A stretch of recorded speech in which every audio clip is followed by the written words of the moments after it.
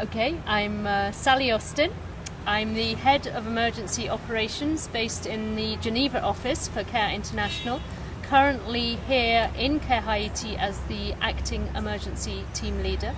On January the 12th, 2010, an earthquake measuring 7 on the Richter scale impacted on Port-au-Prince. This left 3 million people affected, left 1.5 million people displaced by the earthquake, over 200,000 dead and 300,000 injured. Since early January, CARE has been working tirelessly to address those people who are most affected and seeking to provide as much assistance as possible. CARE's aim is to work with people in the camps and try to provide a way that we can support them to leave the camps and go back to their place of origin. We're providing transitional shelter, we're working with them to provide jobs, looking at access to health and education. Specifically, we're looking at the moment at the strategy and the response that we have. We're past the immediate emergency phase and looking at the transitional phase, trying to get people out of camps and back to their homes, looking at the amount of services we put into the camps in order not to attract people from the rural areas. During the last 6 months, we've been focusing very much on getting people into temporary shelter, into tents, having basic water, basic sanitation, kitchen kits.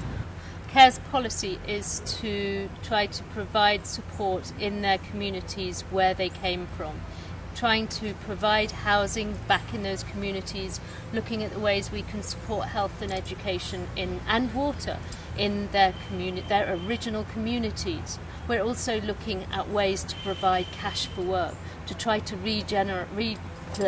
try and rejuvenate the economy so that people have an income and their lives can get back to normal.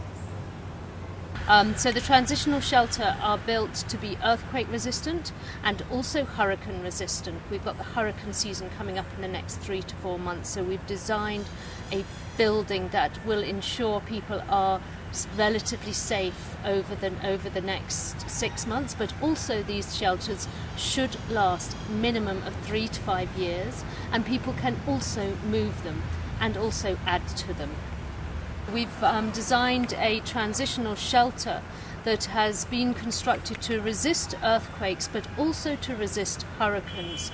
We've got in the next 3 to 4 months the hurricane season arriving in Haiti, and clearly we want to provide as much support to those people to resist a hurricane. So the transitional shelter we've provided are designed to resist future shocks and provide people with a home for at least 3 to 5 years and maybe longer.